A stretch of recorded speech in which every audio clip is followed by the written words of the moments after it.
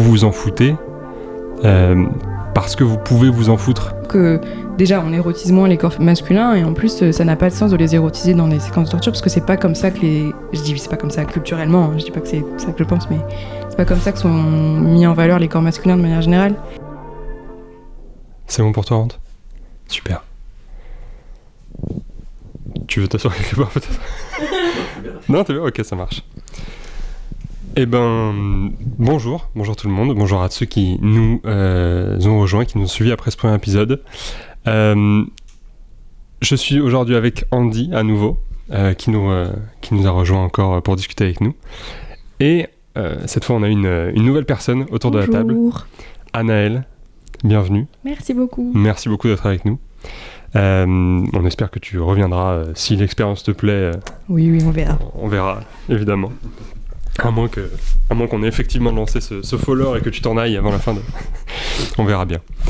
Donc, Anaëlle, on te connaît, nous, dans l'équipe, depuis très longtemps. Pour certains, depuis plus longtemps que d'autres. Tu étais en classe avec Rand, qui était là dans l'épisode d'avant. L'épisode, tout à fait. Voilà. Donc, à la fac, une année au-dessus de moi. Et donc ça nous fait plaisir de t'avoir aujourd'hui parce que notamment, entre autres choses, tu écris une thèse en ce moment. Tout à fait, je suis en train de finir d'écrire. En fin d'écriture. Oui. En fin d'écriture. Oui, et en fait, comme on en avait parlé, le fait qu'on soit quatre garçons dans le premier épisode, ça faisait un peu boys club. Oui, un tout petit peu. Un tout petit peu.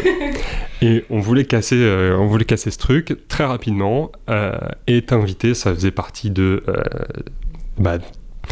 des premiers objectifs parce que on est tous très intéressés par ce que tu as écrit, par ton sujet de thèse. Et comme je te l'avais dit, c'est un truc qui, à mes yeux, tombe souvent dans l'oubli, les thèses. En tout cas... Super encourageant. Je termine mon propos, oui, évidemment. Je vois ce que tu veux dire, bien sûr. Ça termine souvent dans l'oubli au-delà du milieu dans lequel on évolue. Et du coup, ça nous paraissait tous intéressant d'en parler avec d'autres gens et d'en parler dans ce podcast pour que ce soit public, que ce soit appris et su de tous.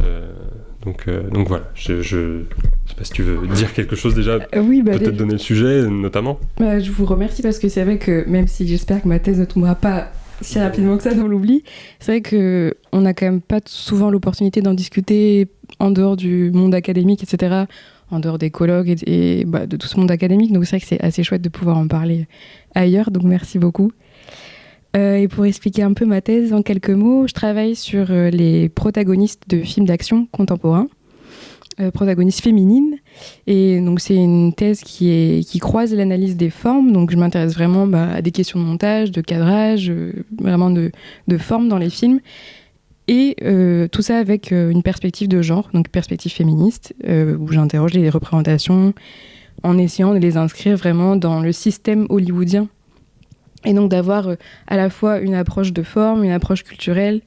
Et comme en fait, ce qui m'a un peu lancée sur ce sujet, c'est des questions d'interprétation. C'est-à-dire que je trouvais que c'était des films... En fait, dans le monde de la recherche, c'est pas des films qui sont très étudiés parce qu'on part un peu du principe que c'est des films qui sont un peu nuls et on est d'accord que c'est des films qui sont pas très féministes, on est d'accord que c'est des films qui sont pas très intéressants. Et en fait, je trouve que dans la réception... c'est pas vraiment ce qui se passe parce qu'il y a des féministes qui se saisissent de ces films et qui les célèbrent, etc., que ce soit des féministes militantes ou des féministes même dans la recherche académique anglo-saxonne. Et en même temps, il y a des hommes qui sont heurtés par ces films, des hommes qui les célèbrent aussi.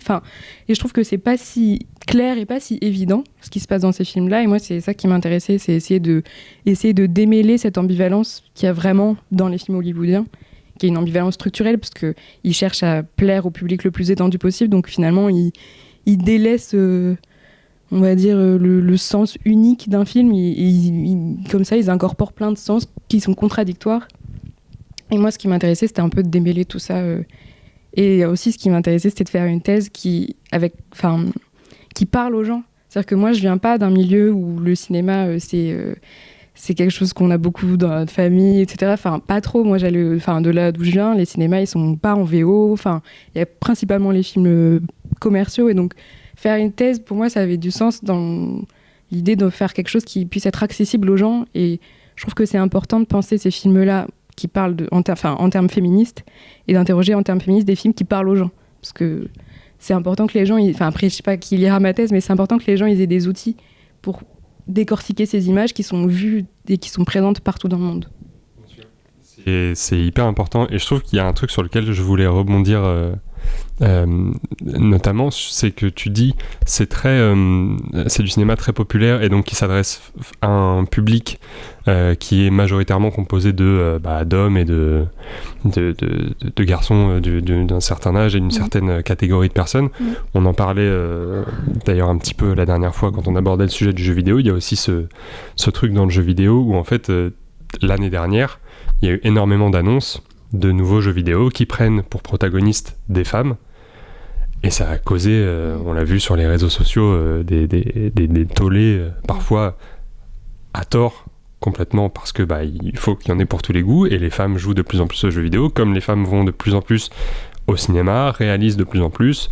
On le voit tout bêtement, hein, les femmes qui ont gagné des prix, même si gagner des prix c'est totalement arbitraire, et c'est pas... c'est pas toujours une bonne marque de classement, on va dire. Ça reste intéressant de noter qu'il y a très peu de femmes qui sont récompensées, ou en tout cas dans certaines catégories plus prestigieuses.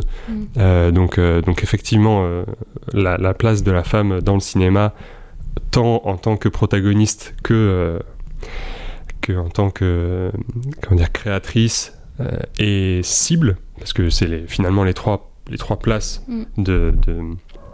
des gens dans l'univers créatif, c'est toujours important à remettre en question, et comme tu dis de donner au monde, parce qu'effectivement on ne sait pas qui lira et qui s'y intéressera. Il faut qu'on y intéresse les gens, parce que si on leur en parle pas, ils s'y intéresseront pas, c'est évident, ils sauront pas que ça existe, etc. Donc il y a aussi un truc sur lequel je pense qu'on reviendra une fois qu'on aura évoqué plus longuement ta thèse, c'est le monde de la recherche, justement, du cinéma. Ouais. C'est aussi intéressant, je trouve, parce que des chercheurs, on a cette image de scientifique ou de ce genre de choses, on a assez peu d'images de ce qu'est un chercheur dans le milieu de l'art, et ce à quoi aspire, entre guillemets, un chercheur dans le milieu de l'art. Comme tu disais, le monde académique ne s'intéresse que rarement à des cinémas comme le spectateur moyen, et le spectateur le plus populaire s'y intéresse. On parlait la dernière fois de Superman, notamment avec Andy. Je suis pas sûr qu'il y a beaucoup d'académiciens qui vont s'intéresser à Superman, malheureusement, même s'il y a énormément de gens qui ont vu le film.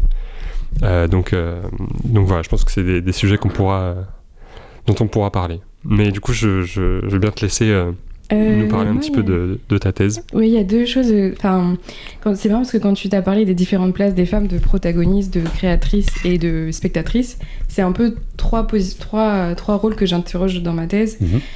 Évidemment, les protagonistes avec... je m'intéresse aux films, à la manière dont elles sont filmées, la manière dont elles sont construites dans le récit, etc. Mais je trouvais ça important de mettre l'analyse de films. Ce que je fais dans ma thèse, c'est d'ancrer l'analyse de films politiquement et historiquement, avec un contexte, etc. Et donc, je m'intéresse aussi au contexte de production et donc aux personnes qui sont derrière ces films, qui est-ce qui les crée, etc. Parce qu'en plus, il y a, dans la manière dont l'industrie s'adresse au public, c'est évidemment pour vendre, et donc, en fait, le féminisme, etc., ça a vraiment été ingéré par l'industrie. Et donc, ils utilisent comme ça des petits signaux pour attirer les publics, féminin, etc. Et donc, il y a tout le temps dans la campagne marketing la place de la réalisatrice, quand c'est une réalisatrice, etc. Et finalement, en creusant un peu derrière, on se rend compte que, ok, il y a une réalisatrice, mais à la production, c'est que des hommes, au montage, c'est que des hommes, au scénario, c'est que des hommes, etc. Donc déjà, c'est un peu intéressant d'aller un peu plus loin que juste la réalisatrice et de se rendre compte que finalement, on va dire que l'industrie hollywoodienne, elle est quand même majoritairement aux mains d'hommes blancs qui... malgré eux, font évidemment transmettre leur imaginaire et leurs références et leur manière de voir le monde et leur manière de le filmer, etc. Donc, ça, on a beau essayer de dire oui, il y a quelques femmes, finalement, ça reste toujours aux mains des mêmes personnes qui racontent les mêmes histoires et qui, en plus, les pérennisent et les transforment en normes, alors que c'est quand même le fruit d'un imaginaire très précis d'hommes blancs américains. Enfin, c'est quand même pas un imaginaire si commun, finalement, mais ils ont réussi à le rendre commun. Et une autre chose que je voulais dire, oui, c'est sur les spectatrices. Et c'est vrai que, et ce que tu disais sur les jeux vidéo, sur les hommes spectateurs qui disaient qu'ils ne pouvaient pas s'identifier aux protagonistes féminins, pardon. Il y a beaucoup de chercheuses féministes depuis les années 70 en cinéma qui ont questionné la place de la spectatrice et qui, du coup, ont vraiment remarqué comment les spectatrices, depuis le début du cinéma, ont l'habitude de s'identifier à des personnages masculins et sont constamment dans cette adaptation, tout à fait.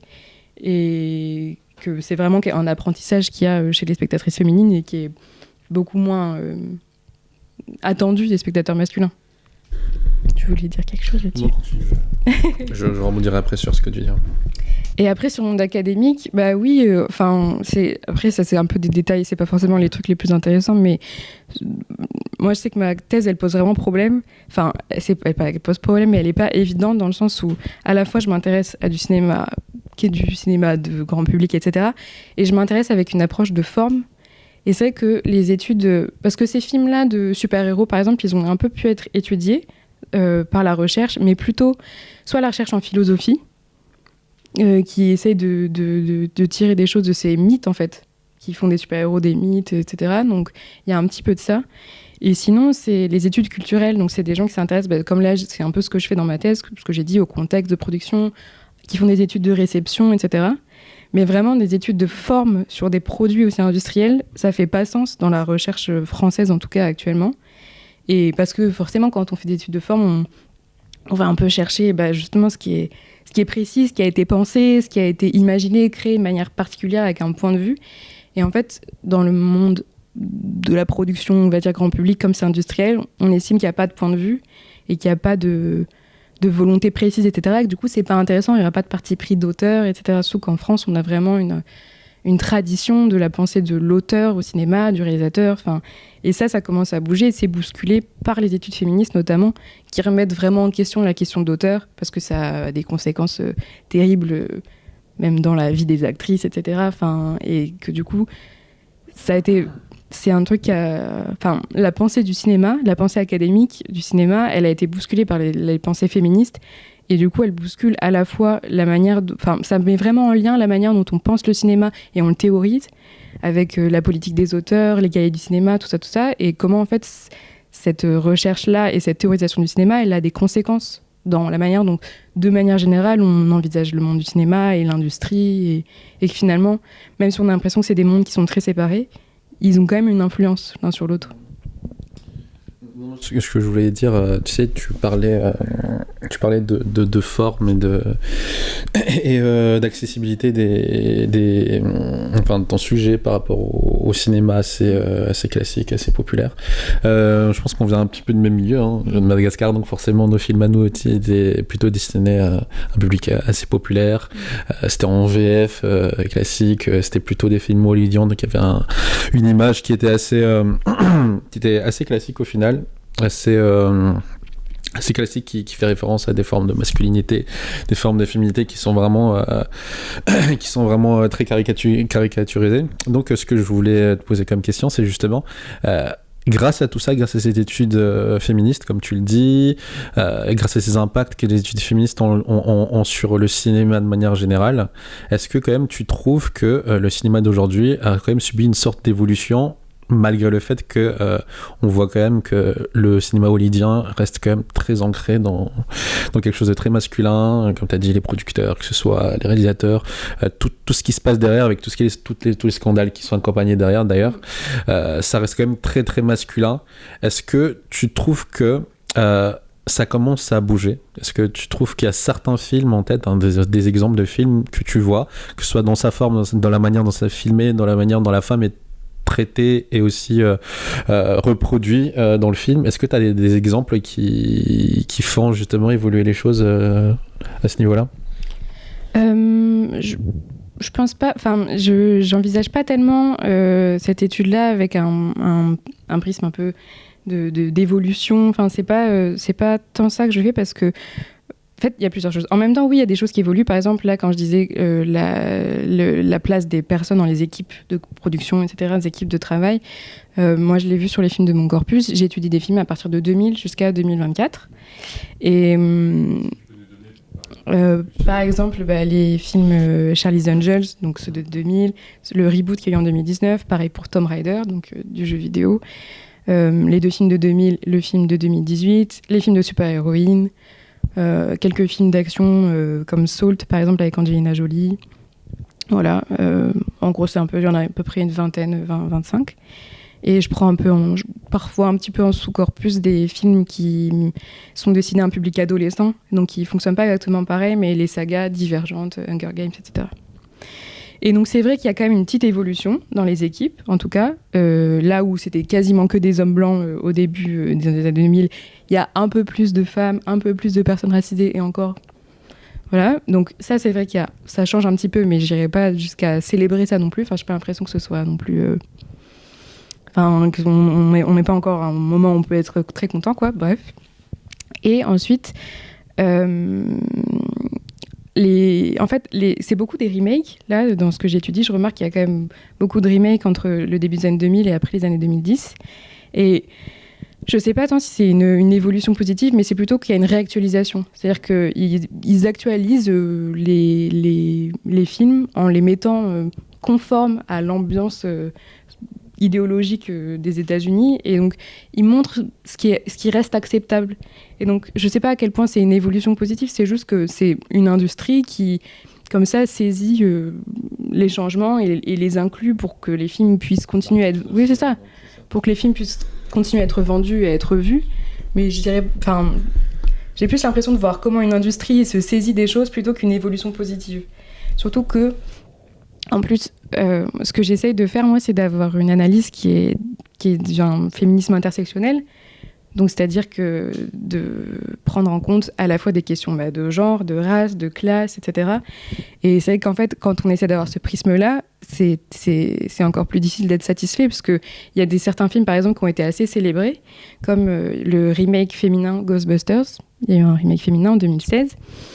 Il a été vraiment défoncé par les masculinistes sur les réseaux sociaux, etc. Rien que la bande-annonce a été une des vidéos les plus dislikées, alors que le film n'était même pas sorti. Et c'est horrible. L'actrice, je me souviens plus de son nom, une des actrices, qui est une femme noire, elle s'est fait hacker son site internet suite à la bande-annonce, des insultes racistes, etc. Vraiment, c'est horrible. Mais il y a des femmes qui ont célébré ce film parce que c'est 4 femmes, etc. Et ça reprend Ghostbusters et c'est très drôle. Mais finalement, le seul personnage de femme noire, c'est le seul personnage qui n'est pas une femme scientifique, là où les 3 autres le sont. Elle est construite, fait quand même appel à des stéréotypes de représentation de femmes noires, etc., comme la sassy black woman. Et donc finalement, il y a toujours, il y a toujours un mais, c'est-à-dire que c'est rarement des films qui pensent toutes ces choses. C'est juste que on s'est dit qu'il fallait le faire avec des femmes, mais finalement, ça reste quand même ancré dans une pensée qui n'est pas une pensée féministe, intersectionnelle en tout cas. Donc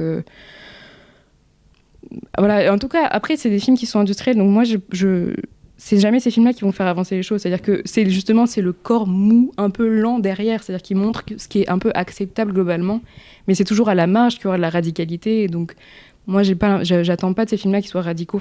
Je pense que c'est pas leur objectif. Et étant donné qu'ils veulent être vendus partout dans le monde, c'est pas possible. Mais c'est pour ça que je les critique, etc. Mais je voulais demander quelque chose. C'est vrai que tu as parlé de remake tout à l'heure. Et ce qu'on constate, c'est que justement, ils essaient d'intégrer des codes moraux actuels, comme tu le dis. Et moi, je voulais avoir ton opinion sur cette volonté justement de ces gens-là d'intégrer ça un petit peu même agressivement parfois, agressivement, je sais pas, j'ai pas d'opinion là-dessus, mais ton opinion sur le fait d'intégrer un petit peu pour montrer qu'on répond à des problématiques raciaux féministes à l'intérieur des films. Qu'est-ce que t'en penses dans la manière dont ils intègrent ces choses-là, parce que c'est souvent ce qui est critiqué autant par les masculinistes que par les gens qui sont un petit peu neutres et qui n'ont pas forcément d'opinion Tout court, c'est que, oui, ce film-là, on a intégré des noirs. Pourquoi il est noir, lui, alors que normalement, dans l'histoire, voilà, tu vois ce que je veux dire ou pas? Donc, qu'est-ce que t'en penses? Est-ce que c'est une méthode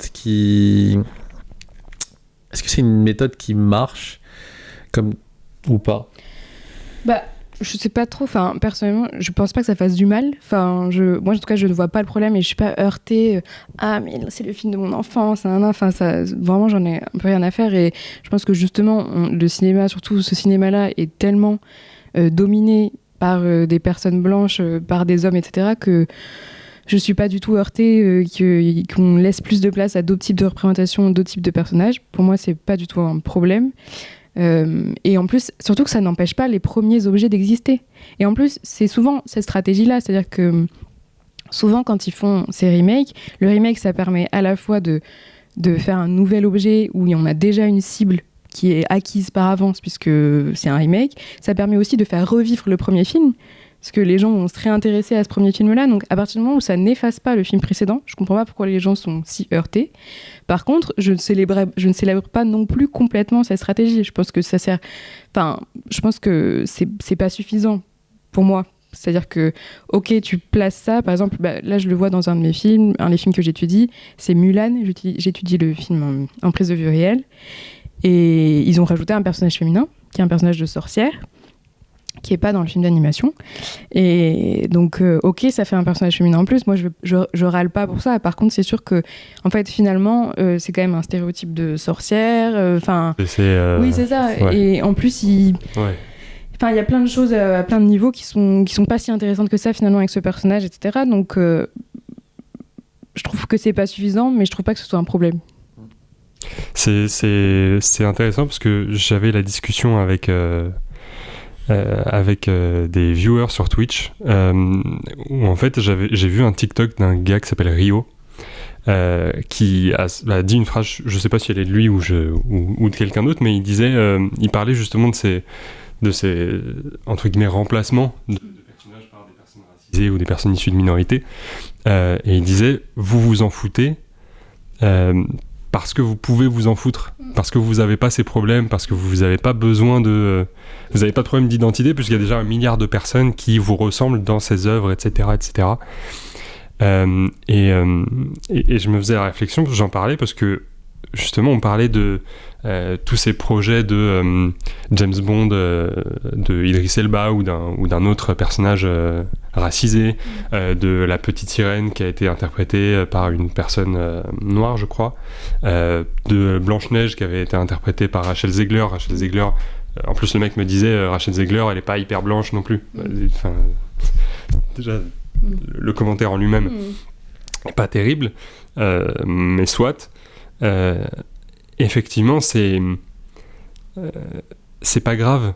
En fait, ça ne change rien au matériau de base, et en plus, c'est un nouveau film, donc c'est pas grave, et ça n'invalide rien. Juste, ça permet à des gens de s'identifier un peu mieux, et on peut critiquer Disney pour ses intentions, est-ce qu'elles sont véridiques ou pas, ça, c'est pas un problème. Le fait est que le truc existe, et qu'aujourd'hui, il y a une petite sirène qui est noire, et que la princesse et la grenouille, c'est une princesse noire, et que... etc. Et ça donne l'opportunité à des petits garçons et des petites filles qui ne ressemblent pas aux personnages habituels de pouvoir plus trouver leur compte dans quelque chose. Et c'est aussi hyper intéressant. Pardon, je cherche mes mots. Il y a un truc que j'ai remarqué et qui fait écho à ce que tu disais sur la production. Moi, j'ai bossé sur un film... Ok, on va peut-être faire une pause et on va revenir après. On va couper maintenant et faire une petite pause. On revient tout de suite. 10 minutes. C'est rapide, 25 minutes quand même. Ouais, c'est vrai.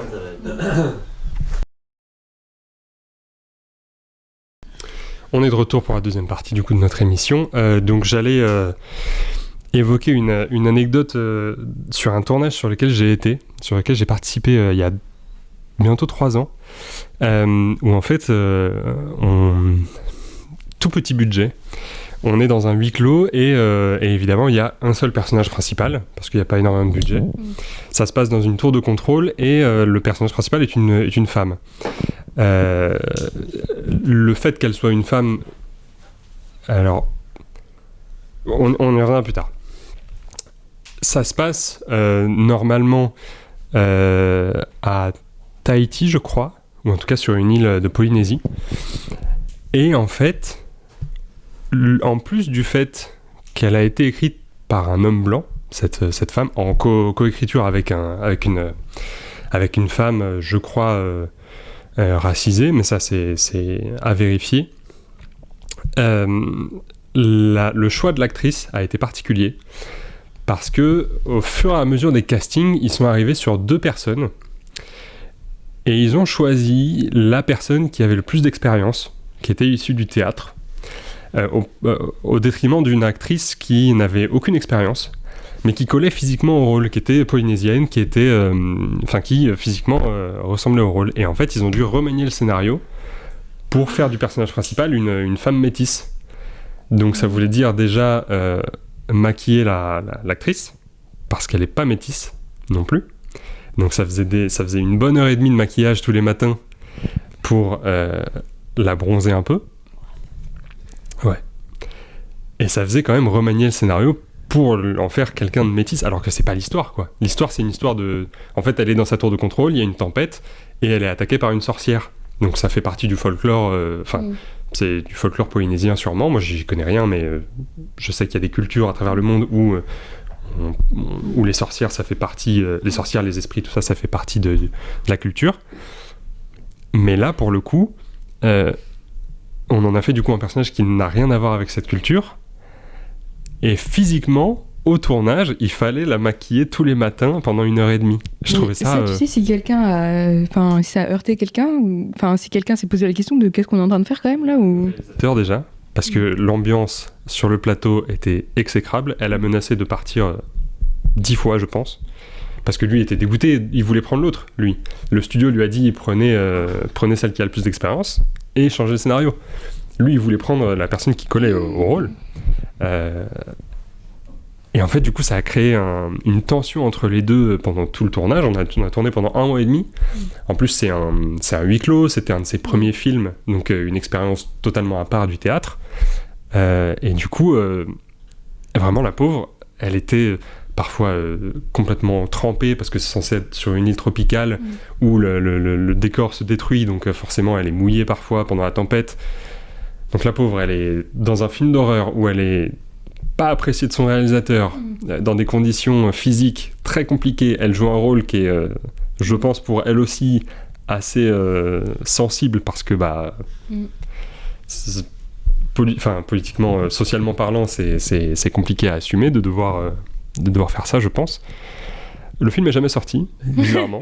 En tout cas, pour le moment, j'ai pas eu de nouvelles. Mais donc, ouais, je trouvais que il y a quand même aujourd'hui encore des productions qui sont pas nécessairement ultra honnêtes et ultra respectueuses dans leur démarche. Mais je suis choquée que ça existe encore, le fait de bronzer quelqu'un. Enfin, c'est quand même fou, quoi.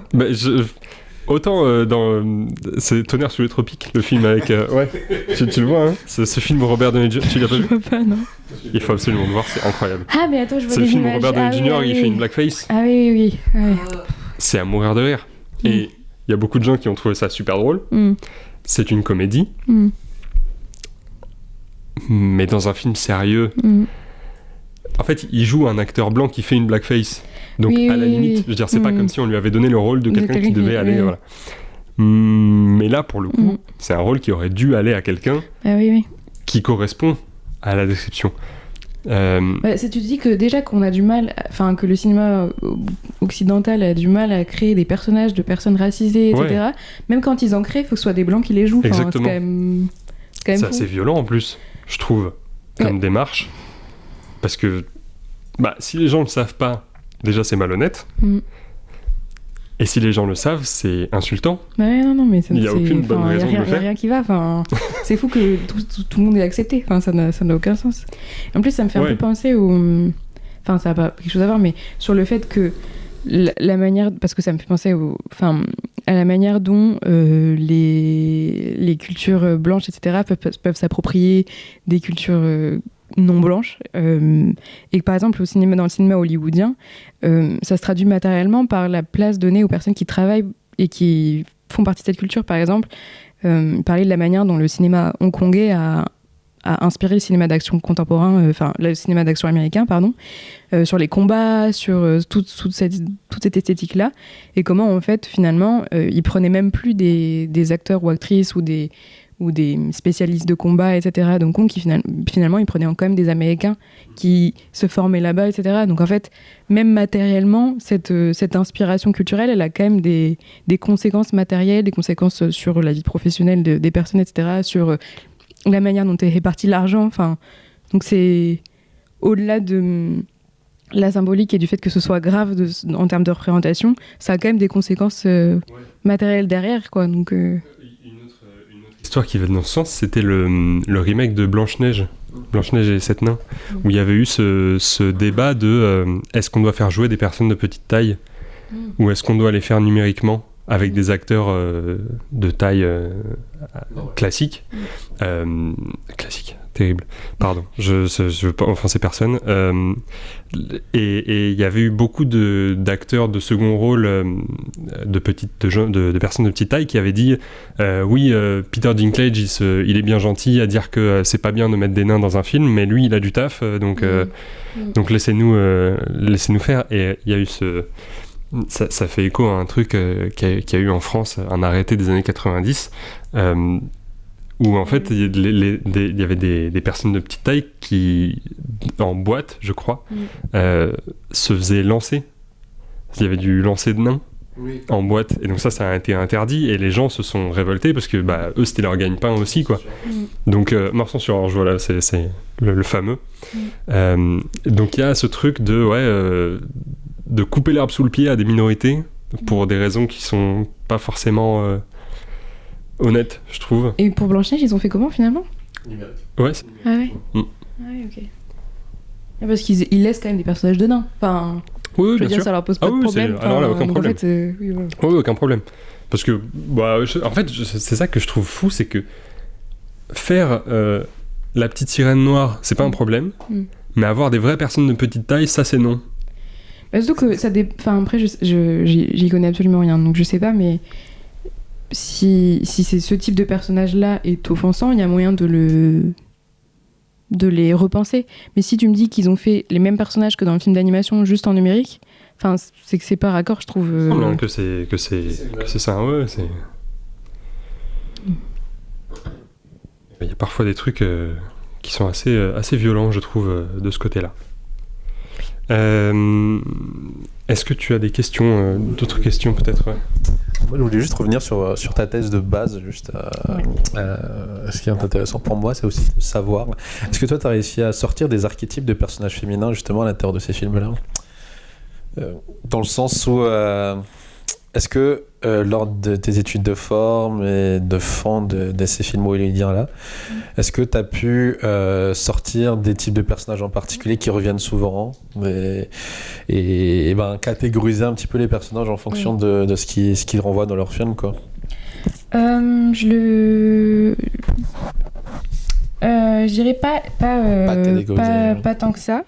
Après, évidemment, il y a des personnages qui viennent chercher dans certaines figures, surtout par exemple, sur les films d'espionnage, la figure de la femme fatale, qui est donc une figure qui vient du cinéma classique hollywoodien, des films noirs, donc qui est une figure féminine, qui est elle-même héritée de toute cette tradition qu'on a sur la figure féminine qui utilise sa beauté au détriment du personnage masculin, qui le manipule, donc qui est vraiment dans le danger que représente la sexualité féminine pour les hommes, l'angoisse de castration. Enfin, il y a toute une lecture psychanalytique de ce personnage-là, de cette figure-là, de la figure de la femme fatale. Mais donc, il y a un petit peu ces personnages-là pour les personnages d'espionnes, puisque souvent elles sont dans cette tradition-là d'utiliser leur beauté pour manipuler, etc. Donc, il y a un petit peu ça, qui est parfois détourné de manière plus drôle. Par exemple, il y a un film que je prends, qui n'est pas tellement un film d'action, qui est le film Ocean's 8, donc et la féminisation de Ocean's Eleven, etc. Je l'ai pris parce que c'est quand même une féminisation, donc c'est assez flagrant les questions de genre dans ce process-là de féminiser une saga masculine. Et justement, toute la dimension en fait, du film d'action un peu qu'il y a dans ces premiers films où il y a quand même des explosions, où il y a quand même des armes, est complètement annihilée dans la version féminine, où elles sont juste dans la manipulation, dans du vol, etc., mais il n'y a plus aucune violence physique. Mais du coup, il y a un peu cette figure de la femme fatale avec le personnage de Anna Tawai, qui est très belle, qui est l'actrice, et elle séduit l'homme qui est la cible. Et en plus, il y a vraiment cette... pour le coup, la figure est convoquée assez clairement, parce qu'elle porte un grand manteau en fourrure, et vraiment, c'est assez clair la filiation qu'il y a, et c'est un peu pour reconvoquer cet imaginaire-là de la séductrice, mais de manière assez ponctuelle. Donc il y a un petit peu cette figure-là qui revient pas mal. Après, je dirais que dans les antagonistes, il y a les sorcières, qui sont aussi assez présentes, et sinon, un petit peu, évidemment, avec le film Wonder Woman, la figure de l'Amazone, donc de cette combattante-là. Mais c'est jamais... Je dirais que elles peuvent reformuler les archétypes, etc., mais ils sont jamais vraiment renégociés, jamais renouvelés. Et après, j'ai pas établi de nouveaux types de personnages que je sortirais, on va dire, de cette étude-là. Voilà. Non, très clair. Hein, et justement... c'est ce qui crée justement les divergences en ce moment lorsque tu as des nouveaux types de personnages qui essaient d'introduire et qui répondent pas à ces critères-là. Du coup, ça trigger pas mal de gens, d'hommes notamment. Quand on parle par exemple du rôle dans The Last of Us, par exemple, de Bella Ramsey, par exemple, qui rentre pas dans ces critères-là, tu vois, et qui a été salement amoché par les critiques sur son rôle d'Ellie, parce qu'ils voulaient retrouver cette femme qu'ils ont aimée dans le jeu vidéo. Et donc là, je trouve ça... Qui est une enfant. Qui est une enfant, c'est ouf de... Oui, de voir sexualiser ce personnage. C'est dire, elle est pas belle. Ou... alors là, tu peux faire... Ouais, non, mais oui. Normal d'être outré, mais je veux dire, c'est assez commun, quoi. Ouais. Il y avait une question après ? Non, c'était ça, c'était juste pour réagir à ça. non, mais oui. Non, mais c'est sûr que quand j'ai étudié un peu la réception masculine notamment, et c'est vrai que y a des réceptions masculinistes qui sont un peu faciles à balayer parce que c'est juste de la haine des femmes et c'est juste de la haine, donc ça dit rien du film, c'est pas très intéressant et c'est juste il y a une femme on n'aime pas, voilà. Mais ce qui m'intéressait un peu, c'était justement des réceptions masculines plus nuancées avec des hommes qui ont la sensation d'utiliser des arguments qui n'ont rien à voir avec le genre. Et moi, en fait, par exemple, je sais que dans Wonder Woman, le deuxième, je sais pas si vous l'avez vu, ce super film, Wonder Woman 1984, en fait, dans le premier, elle a un personnage masculin de qui elle tombe amoureuse, Steve Trevor, qui est interprété par Chris Pine. Et dans le deuxième, il est mort à la fin du premier. Dans le deuxième se déroule dans les années 80. Et à la suite d'un vœu qu'elle fait grâce à une pierre magique, il revient sur Terre. Sauf qu'il ne revient pas lui, il revient dans le corps d'un autre homme. Et donc, il revient, et donc en fait, ils font tout le film ensemble. Et il y a beaucoup d'hommes qui ont été outrés parce qu'ils disaient que le personnage de Wonder Woman violait cet homme-là, parce qu'elle couchait avec Steve Trevor qui était dans le corps d'un autre homme. Et donc, le mec dont c'est le corps, dont c'est l'enveloppe, n'a pas donné son consentement, donc elle le viole. Donc les femmes violent. Si ça avait été l'inverse, les meufs auraient été outrées. C'est ouf. Et donc, déjà, ça leur pose un problème que Wonder Woman viole ce personnage-là, mais par contre que Steve Trevor utilise ce corps pour se battre, manque de mourir et tout, ça pose pas de problème, alors que apparemment le gars dont c'est l'enveloppe serait non plus pas d'accord de mourir, mais bon. Donc déjà, voilà. Et ensuite, du coup, moi, je me suis dit, mais bon, bien sûr qu'il y a un terreau un peu masculiniste derrière cette réflexion, mais je me suis interrogée sur pourquoi ils n'arrivent pas à croire à cette image-là, parce que pendant tout le film, c'est l'acteur Chris Pine. On ne voit que 2 fois que c'est pas son enveloppe à lui, parce qu'on adopte le point de vue de l'héroïne, et parce qu'en plus, eux, ils veulent recréer leur duo Chris Pine Gal Gadot, donc ils font jouer l'acteur tout le long. Et donc, je suis allée essayer de comprendre pourquoi ils n'arrivaient pas à croire à cette image-là, et donc j'ai regardé les premières séquences où c'est ce personnage-là qui arrive, et donc c'est pas c'est Steve Trevor, mais dans l'enveloppe de l'autre acteur, de l'autre mec qu'on connaît pas. Et comment petit à petit elle se rend compte que c'est lui. Et pour le coup, les processus de création de l'identification et l'utilisation des formes pour montrer que c'est son point de vue à elle, c'est flagrant. Enfin, c'est-à-dire que le film, il crée vraiment le point de vue du personnage féminin et il adopte son point de vue et c'est très fort. Enfin, c'est comme dans tous les autres films, ils utilisent la grammaire qu'on utilise quand on veut créer un point de vue. Donc pour le coup, j'ai trouvé ça fou enfin, pas fou, mais je me suis dit, j'ai pas la sensation que le problème soit le film pour le coup. Alors que eux qui y projettent des problématiques anti-femmes, juste pour... Et ils n'arrivent pas à croire, ils n'arrivent pas à adopter le point de vue de ce personnage féminin, alors que le film met tout en œuvre pour qu'on adopte ce point de vue-là. D'autant qu'à aucun moment, j'imagine, la conscience des deux personnages masculins est pas partagé dans le corps de... Il n'y a aucun moment où lui a une réflexion de dire « Ah non, je veux pas parce que je te connais pas ». Non, il n'y a aucun Donc c'est complètement consentant. Voilà, et du coup, rien n'indique que ça ne soit pas consentant. Oui, mais bon. Non, bien sûr, mais je dirais rien n'indique que la conscience... Est enfin, oui, c'est ça. Rien n'indique que la conscience du premier personnage n'a pas disparu et pas du tout. Et est complètement remplacée. Ok. Ah oui, waouh. Je ne m'attendais pas à celle-là. Ouais, si. Ah, mais vraiment, l'étude de la réception masculine, ça a été vraiment, vraiment très joyeux. Je sais pas si vous êtes au courant, il y a un film, il y a un site pornographique qui s'appelle Miss... Bon, je fais la pub, super. Qui fonctionne que sur des extraits de films de fiction. Donc en fait, il n'y a aucune production pornographique. Parfois, ça renvoie vers des liens vers des films pornographiques. Mais en fait, c'est un site qui est accessible très facilement où il recense les films par actrice. Donc chaque actrice est notée sur plusieurs étoiles. Chaque actrice a droit à sa biographie. En fonction des films, genre dans ce film-là, elle est bien à poil, enfin bref, c'est vraiment horrible à lire. Et ensuite, il recense toutes les séquences de tous les films. Et il y a 3 clips de vidéos, enfin ils te disent ce qu'il y a, et c'est genre, là elle est nue, elle rentre dans un bain, là elle est nue, nanani, là on voit voir son sein, nanana, et vraiment c'est un site pornographique qui fonctionne que sur les extraits de fiction. Et du coup, moi, j'ai un peu cherché, parce que la plupart de mes films, il y a des extraits, etc. Donc, je savais pas que ça existait non plus. Et ça existe depuis très longtemps, c'était à la base une émission radio. Et après, ils en ont fait un site. Voilà. Monsieur, vous connaissiez, c'est... Non. Ils assument pas. Waouh, non, j'avoue que... Ouais. Ok, je suis un peu troublé, je pensais pas... Alors, je me doutais qu'il y avait énormément de choses sur Internet. Je pensais pas qu'il y aurait ça.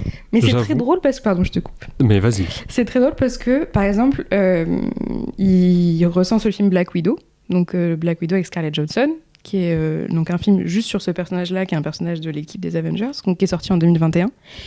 Et dans la description du film, ils disent oui, bon, on peut voir l'actrice, ses formes moulantes, dans les tenues moulantes, blablabla, mais c'est tout ce qu'on voit, c'est dommage, sûrement parce que c'est une réalisatrice femme et que du coup le male gaze dont on a l'habitude est mis à mal. J'étais là, le male gaze c'est devenu tellement un terme que ça existe sur les sites porno, les wokistes. Non, mais c'est fou. Au secours. Je trouvais ça fou de voir comment ce terme s'était répandu et arrivé jusqu'à ce site pornographique, quoi. Je trouvais ça fou. Oh merde. Mais en même temps, ce qui est un peu vrai. Enfin, c'est-à-dire que ce film-là, ils ont Scarlett Johansson qui est une actrice qui a une image qui est ancrée dans son potentiel érotique, etc. Et oui, elle a des tenues moulantes, mais le film, il n'est pas particulièrement... c'est... Non. Mais ils utilisent très peu ce potentiel-là, alors que par exemple dans les films d'Avengers, il y en a un où on voit pour la première fois le personnage de Scarlett Johansson, elle est en séquence de torture. Ouais, le premier, elle est en robe et tout. Et bref, il y a des auteurs qui parlent vraiment de la manière dont les séquences de torture sont des séquences plus au but principal érotique finalement. Mais à la limite, pour en revenir à cette séquence, effectivement, c'est l'introduction de son personnage et de mon point de vue, ça, j'ai évidemment pas travaillé sur la question et tu auras peut-être un avis complètement différent. Cette séquence-là, justement, moi je la comprends comme ce personnage, c'est Black Widow, c'est la veuve noire, c'est justement une araignée qui mange ses compagnons, qui se veut séducteur, mais aussi mortel, quoi. Et c'est ce que me fait ressentir la scène. Alors oui, Scarlett Johansson, c'est aussi Match Point, c'est... j'ai oublié le nom de ce film Vicky Cristina Barcelona, ce genre de trucs. Mais je pensais aussi au film Under the Skin. Tout à fait. Comment ? Non, rien. Je pensais à Under the Skin, où justement, elle mange littéralement les hommes, mais elle se sert aussi de son physique, qui est ce qu'il est, pour ça, justement. Et cette scène-là, tu me diras peut-être l'opposé total, mais moi, je la comprends de mon regard comme ça. C'est peut-être un peu naïf de penser comme ça, mais justement de me dire, ouais, ce personnage-là se sert de son apparence et de ses compétences pour mener à bien sa mission de... c'est un film de super-héros, c'est une espion internationale, femme fatale, quoi. Oui. En fait, il y a plusieurs choses. C'est déjà le fait que la plupart des personnages féminins de films d'action trouvent leur puissance dans leur potentiel sexuel. Déjà, c'est pas terrible. Enfin, c'est-à-dire que ça réduit quand même le potentiel d'action et d'agentivité des personnages féminins à une dimension très précise qui est l'érotisation de leur corps pour obtenir du pouvoir. Donc c'est déjà une vision assez particulière de la manière dont la féminité peut être source de puissance. Et ensuite, il y a aussi cette chose, c'est que en plus dans le film Avengers, c'est le seul personnage féminin. Donc évidemment, c'est le seul personnage féminin, et donc c'est le seul personnage qui utilise sa puissance sexuelle pour parvenir à ses fins. Et ensuite, parce que les autres peuvent être beaux, etc., mais c'est pas en ça qu'ils arrivent à avancer. Il y a aussi l'assistante, d'ailleurs c'est une assistante, c'est le seul autre personnage féminin, c'est l'assistante de Fury. C'est Cobie Smulders, c'est celle qui joue dans How I Met Your Mother. Ouais, qui est pas non plus hyper valorisée. Oui, mais on la voit beaucoup moins. On la voit très peu, je suis d'accord. C'est un personnage secondaire. Toi tu parles vraiment des personnages, des protagonistes. Ouais, ok, je suis d'accord. Et ensuite, c'est une chose de créer un tel personnage et de faire que le film l'érotise lui-même. C'est-à-dire que tu peux... Déjà, je trouve ça assez limitant, mais tu peux décider de créer un personnage qui est puissant grâce à sa sexualité. Mais en plus, le film épouse ce point de vue-là et érotise le personnage. Et le personnage de Scarlett Johansson dans les Avengers, il est assez constamment érotisé. Donc c'est aussi ça qui pose problème à mon avis. Et ce truc-là des séquences de torture, c'est vraiment très récurrent. Et il y a beaucoup ça, et ça fait vraiment appel souvent à un imaginaire sadomasochiste, etc. Enfin, moi, il y a un des films que j'étudie qui est Red Sparrow. Je sais pas si vous l'avez vu, avec Jennifer Lawrence. Ah, vraiment, enfin... Bref. Mais du coup, il y a des séquences de torture. Il y a des séquences de torture. Non, pas du tout. Où Jennifer Lawrence est nue. Elle est accrochée les bras par le haut à des sangles noirs, et elle est comme ça penchée sur elle-même, et le plan est vraiment de dessous, et elle tremble comme ça, et elle est nue, et on voit ses seins qui tremblent. Enfin, il y a vraiment un truc où tu sens que cette image-là, elle est juste là pour créer un désir. Enfin, vraiment, ça fonctionne que comme ça. Et il y a beaucoup de séquences de torture féminines qui sont comme ça. Souvent, les séquences de torture masculines sont plus sur la manière dont ils arrivent à gérer la douleur, etc. Et ça met pas tant l'accent sur le potentiel érotique de leur douleur. Et même le fait de dérotiser la douleur, c'est quand même pas anodin comme point de vue, quoi. Reste une minute. Alors on est de retour pour cette troisième partie, normalement dernière partie de ce deuxième épisode du podcast. Anaëlle, t'avais un truc à nous dire avant de faire la pause? Non, c'est juste que comme tu... donner un exemple. Oui, comme on dit, parler de l'étendue des possibilités des jeux d'acteurs et d'actrices en fonction de leur rôle. Ça m'a fait penser au fait que... Mais j'ai plus les exemples précis en tête, donc c'est un peu dommage. Mais il y a plusieurs actrices de mon corpus qui, avant d'obtenir leur rôle dans le film d'action, avaient obtenu un Oscar. Je pense à Halle Berry ou à Charlize Theron, qui avaient obtenu des Oscars, je ne sais plus pour quel film.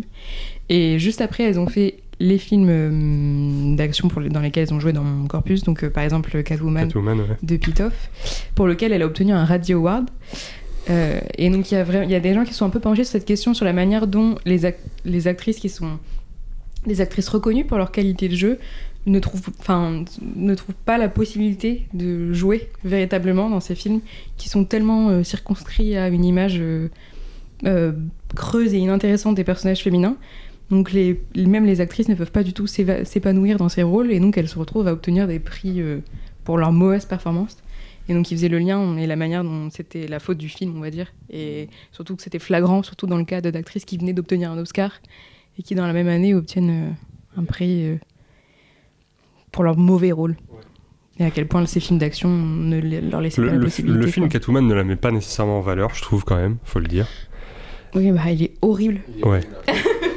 Donc j'ai retrouvé du coup, ça fait depuis tout à l'heure que j'y pense, l'actrice de Ghostbusters, c'est Leslie Jones.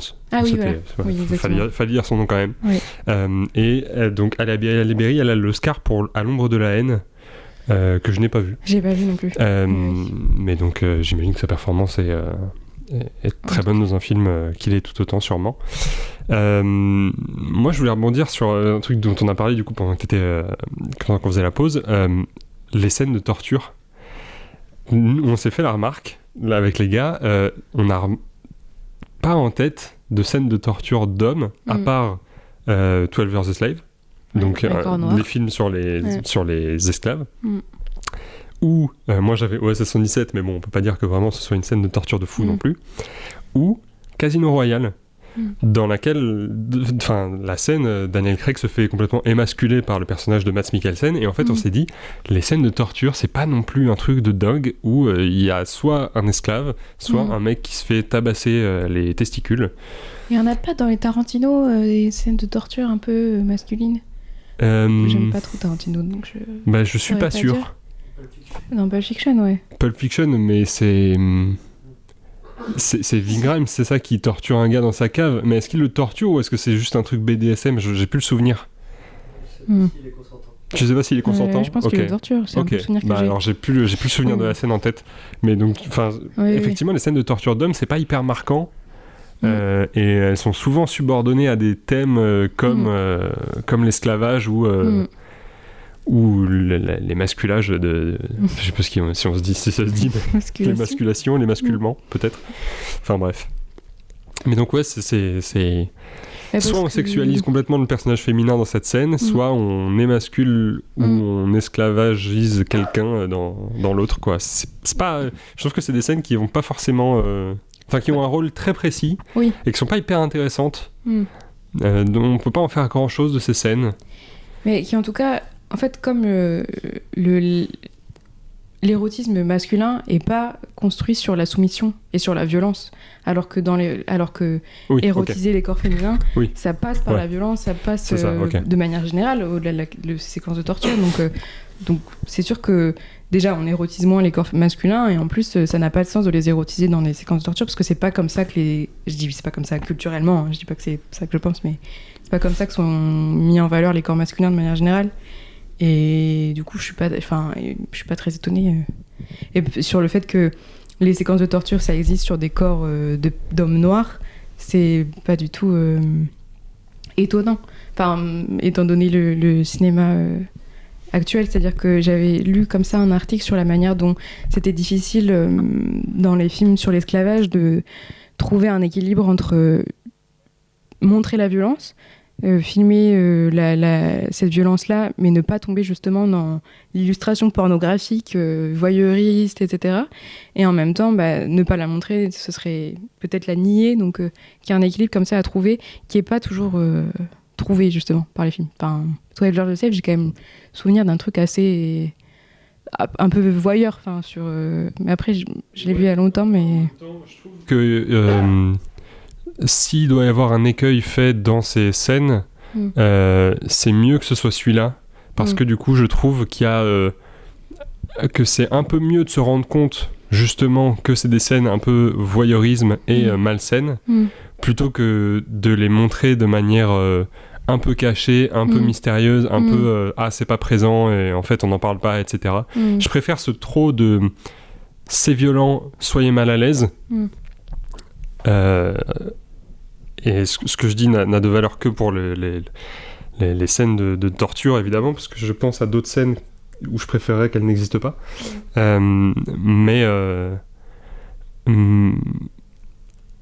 Mais ouais, il y a ce truc... en fait, du coup, j'ai la scène en tête. Je pense à Irréversible. Ah oui, voilà. Tu l'as pas vu, Andy ? Je sais pas si... en fait, Irréversible, si vous l'avez pas vu, moi, c'est un film que je peux pas recommander. C'est assez difficile. C'est extrêmement dur. Et il y a une scène au milieu où, en fait, je sais pas, j'arrive pas à savoir si c'est du voyeurisme qui se complaît à son voyeurisme ou si c'est du voyeurisme qui veut me faire réfléchir. Donc j'essaie d'y réfléchir tout seul parce que j'ai pas envie de me dire que le mec est content d'avoir fait ça. Mais du coup c'est ce genre de truc où j'ai envie de croire que c'est du voyeurisme pour me dire que c'est malsain et pour me faire réfléchir. Maintenant si ça se trouve enfin il y a des films qui sont encore un peu dans ce truc de on le cache un peu ou on le montre pas trop, mais c'est vrai que ce regard un peu froid et direct sur la violence de la scène de torture, bon, sur les films d'esclavage c'est assez particulier, mais de ce regard froid de se dire c'est comme ça, regardez, et vous aurez plus envie de voir ça, et vous aurez plus envie de le faire, et vous aurez plus envie de le truc. C'est vrai que quand c'est sexualiser une femme et faire bouger ses seins parce qu'elle est ballottée partout, accrocher un truc un truc de poisson, enfin c'est pas non plus ça, je comprends qu'il y ait une partie de la population qui se dise ah c'est hyper excitant, j'ai envie de voir ça dans tous les films où il y a des femmes, et c'est je comprends pas. Très malsain. Mais oui. Je partage pas cet avis. Mais je sais qu'il y a des hommes assez malsains qui, eux, peuvent partager ce truc-là. Je vous propose qu'on passe au bilan de 2025, du coup. J'allais dire 2026, mais on entre en 2026. J'en profite d'ailleurs pour dire que normalement, si possible, on va essayer de sortir des épisodes le 15. Donc là, on a tourné le premier épisode en octobre dernier, octobre 2025. C'est ça, je crois, les gars ? Ouais. Octobre 2025, donc ça fait un petit moment déjà. Mais en 2026, on va essayer d'être un peu plus proche des dates entre le tournage et la sortie, pour qu'il y ait moins d'écart entre ce qu'on dit et le moment où ça sort. Donc là, on est le 11 janvier 2026. Bonne année tout le monde. Et donc, on va parler un petit peu de l'année 2025, de notre bilan. Je sais pas si Anna, t'as eu le temps J'ai avec une le travail. transition toute trouvée en plus avec Irréversible. Ok. Parce que la séquence dont tu parles, c'est une séquence de viol. Ouais. Donc on reste dans la joie et la bonne humeur. Voilà. Non, mais pour le coup, il y a un film le film qui m'a le plus plu cette année, c'est Sorry Baby. Sorry Baby, voilà, avec mon accent anglais merveilleux.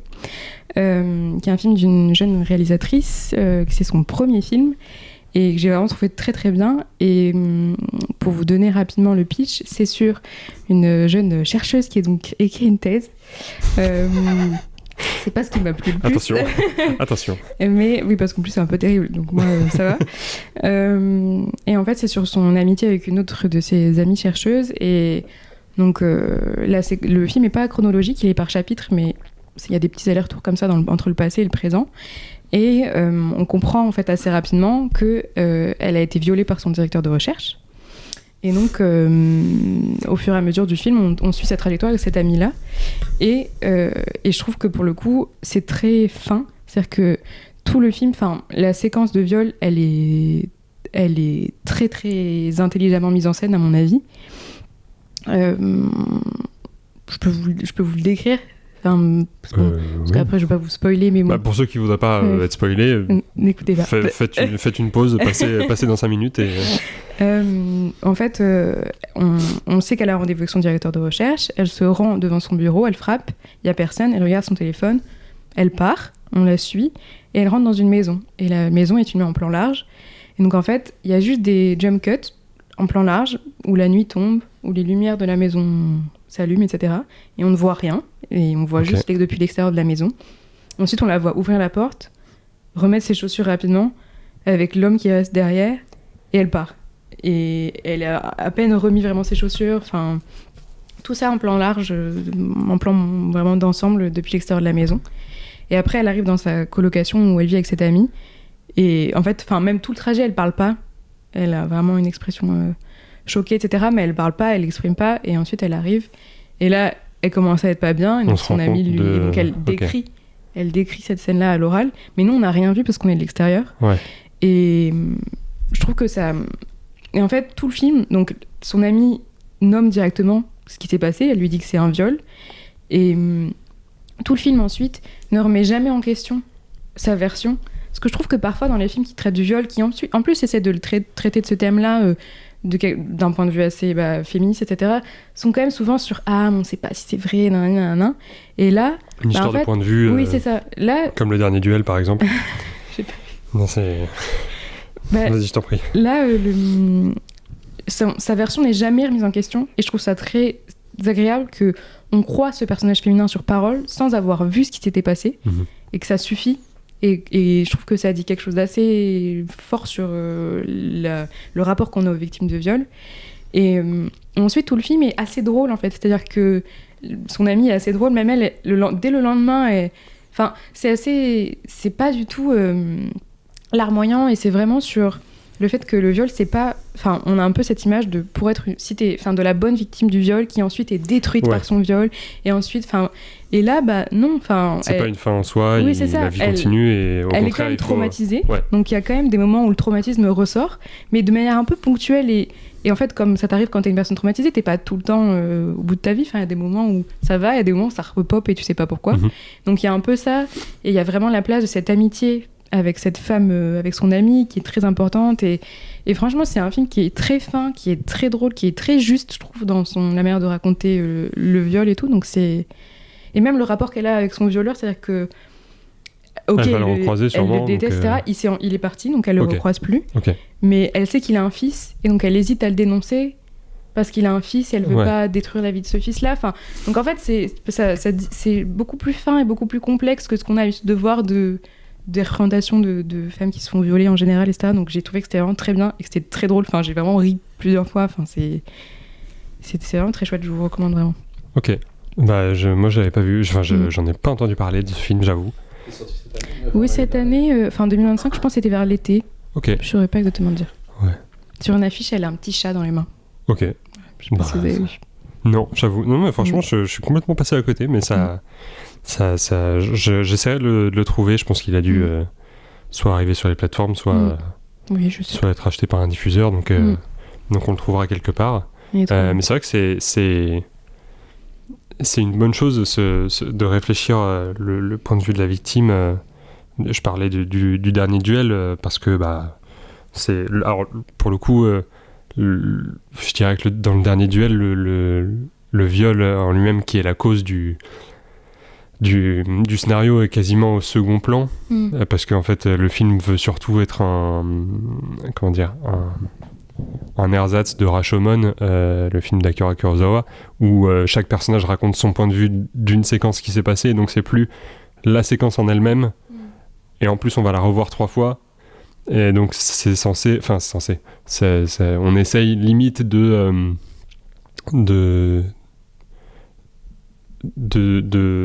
retirer la violence de la scène, parce qu'on va la revoir 3 fois, donc il faut pas que ce soit non plus trop hardcore, et en fait... ça devient limite du second plan, le fait que la femme se soit fait violer. C'est juste l'histoire le point de vue de ces 3 personnages sur cet événement-là, sur ce qui s'est passé. Donc c'est assez...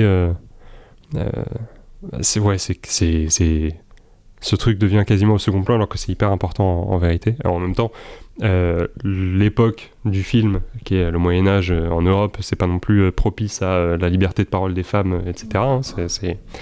C'est triste, mais c'est l'histoire. On la refait pas. Oui, mais bon, si le film, lui, il a le droit de donner plus de place à ça, sans que... Bien sûr, ça reste un film, et il a le droit, comme tu dis, de donner plus de place et de prendre un point de vue un peu plus militant. Ce qu'il ne fait pas, mais bon, on va pas... je m'attendais pas que Ridley Scott soit un militant non plus de la cause féministe, j'avoue. Grand respect à lui, mais c'est pas sa qualité première.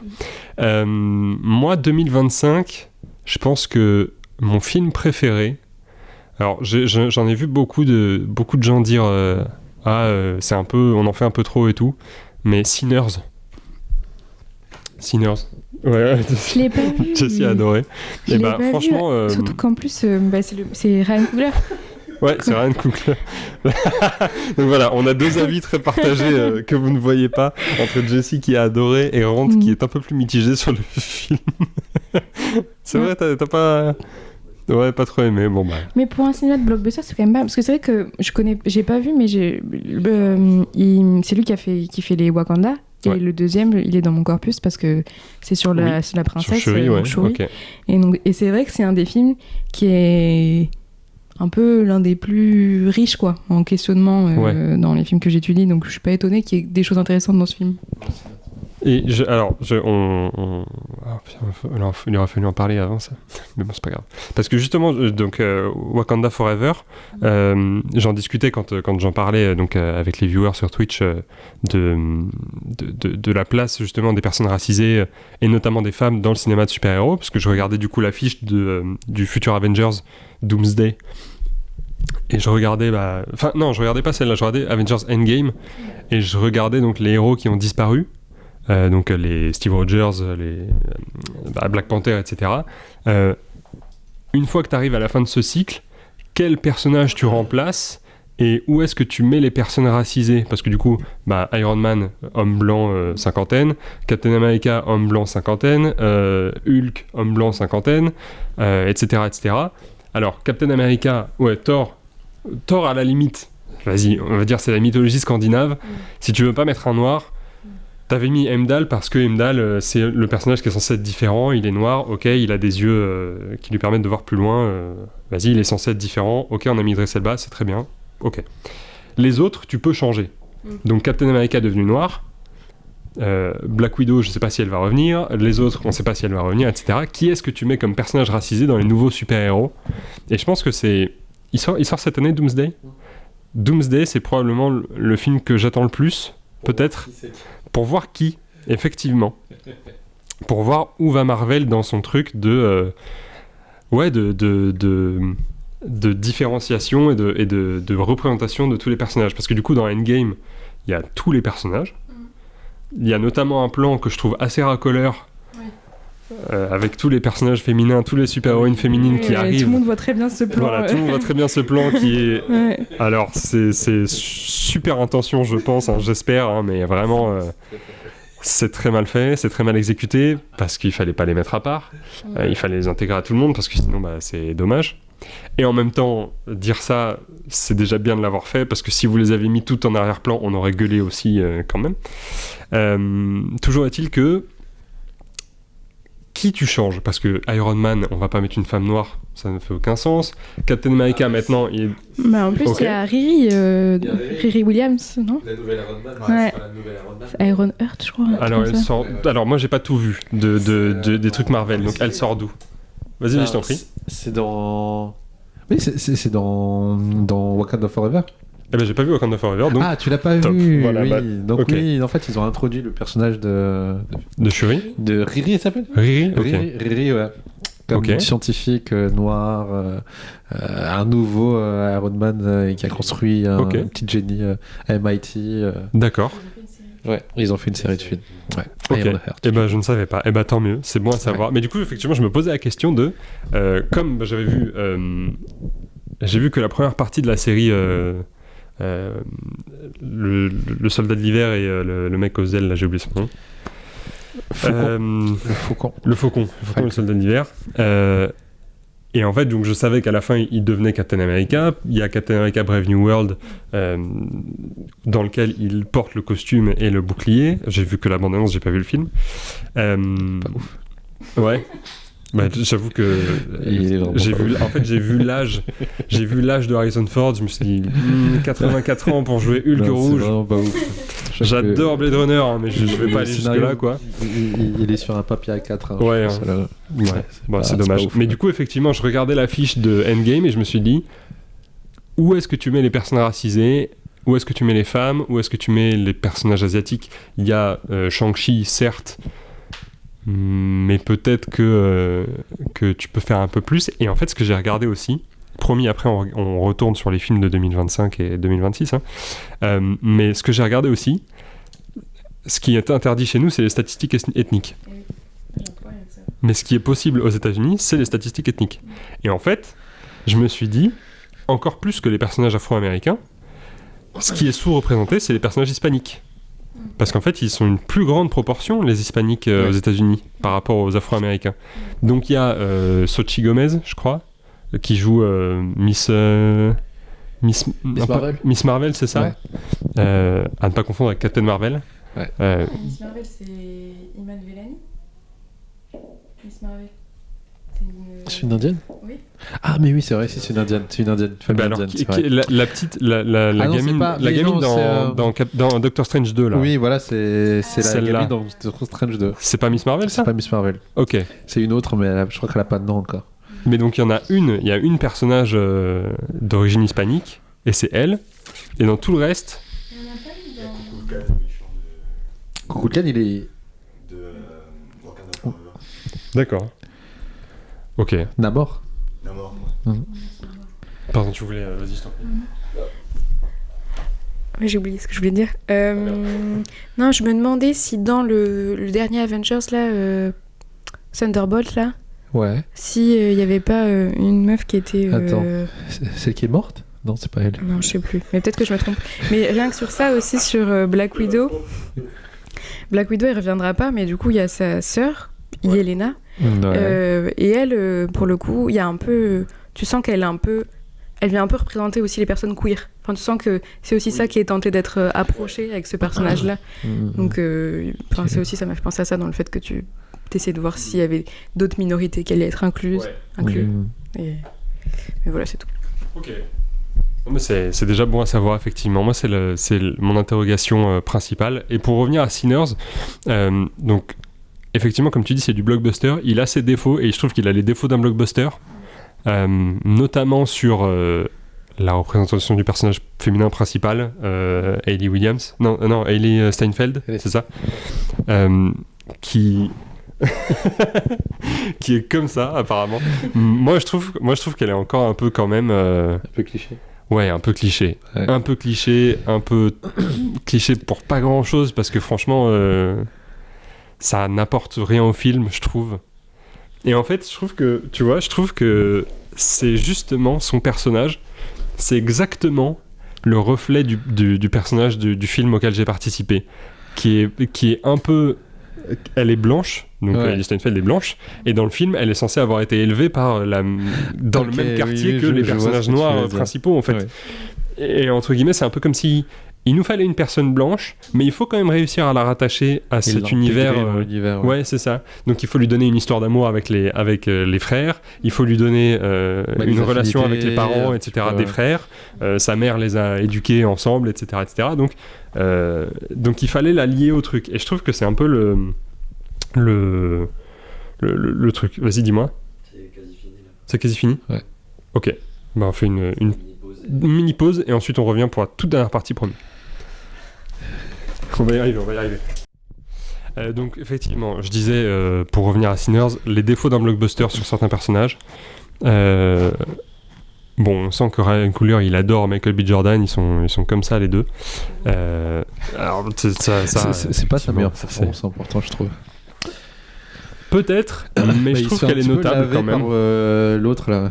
Par le gamin. Par le gamin. Mais le gamin, il jouit d'une scène. Enfin, pour moi, la scène de musique en plein milieu, elle est magnifique. C'est une scène qui veut rendre hommage justement à ces cultures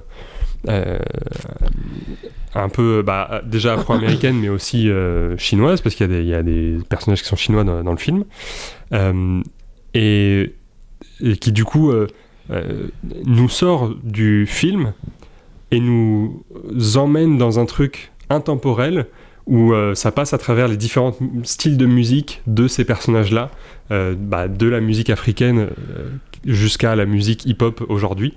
Et je trouve que la scène, elle est top, quoi. Elle est magnifique, vraiment, que ce soit même musicalement, que ce soit le son Dolby. Il y a un truc mystique quasiment, et de manière technique aussi, je trouve qu'il fait un super travail avec le changement des cadres et tout ça, entre le film lui-même et les personnages des méchants. Je vais essayer de pas spoiler le plus possible parce que je trouve que c'est vraiment bien fait. Ça change de cadre entre les deux, et je trouve que c'est hyper intelligent si on prend la peine d'y réfléchir d'y réfléchir un petit peu. Moi, j'ai essayé de me questionner là-dessus et je trouve la conclusion à laquelle j'en suis venu et je trouve assez satisfaisante pour moi, pour la lecture que je voulais en faire. Donc voilà, Sinners pour moi en 2025, c'est top. Et en 2026, du coup, comme j'ai dit, pour moi, Avengers Doomsday est le truc que j'attends le plus, peut-être. Avec, j'avoue, l'Odyssée de Nolan, qui je pense va être le film que je vais le moins aimer de Nolan, parce que ça a l'air vraiment. J'adore ce qu'il fait. J'adore ce qu'il fait. J'ai pas vu la bande-annonce, je veux pas regarder, mais tout le monde dit sur internet que ça va être une catastrophe. J'ai vu qu'ils avaient commencé des discussions avec un mec, probablement le plus grand expert de la Grèce antique, qui fait des armures, qui reproduit des armures qui sont exposées dans des musées en fait. Et donc le pitch commence comme ça, tu vois. Moi je me dis trop bien, il s'est entouré de mecs qui connaissent vraiment. Ils l'ont ghosté, le gars. Apparemment ils l'ont ghosté. Donc ça part en vrille totale et j'ai très envie de voir le résultat de cette vrille. C'est un peu malsain peut-être, mais probablement. Inutilement en plus. Et j'adore. Moi c'est mon plaisir. Que ce sera faussement c'est compliqué. Mon plaisir coupable. Mais ça peut pas, c'est jamais faussement compliqué, c'est jamais compliqué ces trucs. C'est hyper facile. Mais ouais, ça va durer 3 heures, ça va être fabuleux. 3h30, j'en attends pas moins. C'est un peu malsain, je pense, la façon dont j'attends ce film quand même. Parce que j'ai l'impression que j'attends que le mec se fasse une balayette tout seul, tu vois. C'est un peu ça. Alors que j'adore ces autres films. Mais bon. Enfin bref, vas-y, je t'en prie. Moi, j'ai pas. Bon, tu m'as rappelé Sinner, du coup, mais vu que t'as déjà parlé de Sinner, est-ce que j'ai eu un film qui a marqué tellement en 2025? Pas tant que ça. Mais ça peut, j'ai beaucoup regardé de films d'animation, surtout cette année, et là je pense plutôt à la métaphysique des tubes. Et oui, je pense que c'est le film dont tu as parlé de Rant la dernière fois, effectivement. Donc j'ai adoré, hein. C'est un film qui va raconter l'enfance d'Amélie Nothomb, justement. Tu l'as vu aussi, une autobiographie de son enfance sublimée, romantisée, avec des images magnifiques, la musique, c'est émouvant. Donc pour moi, c'est un 10 sur 10 ce film. Moi, j'ai fini en pleurant et en riant. Vraiment, c'est totalement ça en fait. J'étais dans la salle, enfin vraiment, les lumières commencent à se rallumer et tout. Je pleurais et je riais en même temps. Il y avait vraiment un truc de l'enfance qui était tellement fort. Ouais. Je trouve que c'est vraiment des films où ils arrivent. Enfin, parce que l'enfance, je m'en souviens pas bien. Ils arrivent à te faire ressentir et à te faire revoir les choses que tu voyais comme t'étais enfant alors que t'as oublié comment tu les voyais. Enfin, il y a un peu un truc de... Tu sens que c'est vraiment à hauteur d'enfant. Je me dis, mais c'est un enfant qui a fait ce film. Enfin, c'est pas possible de... Non, mais de se souvenir à ce point-là. Parce que je trouve que parfois, les films sur l'enfance, tu sens que c'est un point de vue adulte. Et là, il y a vraiment un rapport un peu comme ça, sensible. Même romantisé, justement, des scènes banales qui deviennent... Trop bien. Des trucs super beaux et tout. Ça dure pas 3 heures. En plus. Ouais. Merveilleux. Et c'est efficace. Et pourtant, ça traite aussi des problématiques très, très dures. Hein, donc, des images quand même assez chocs. Parfois, des scènes qui sont dures. Donc, pour moi, c'était excellent. C'était vraiment excellent. En 2026 2026, mais pareil que toi, je pense que j'attends les mêmes films, que ce soit Doomsday, que ce soit Odyssey. Quoi d'autre ? Non, pas du tout. Mais c'est déjà sorti en plus.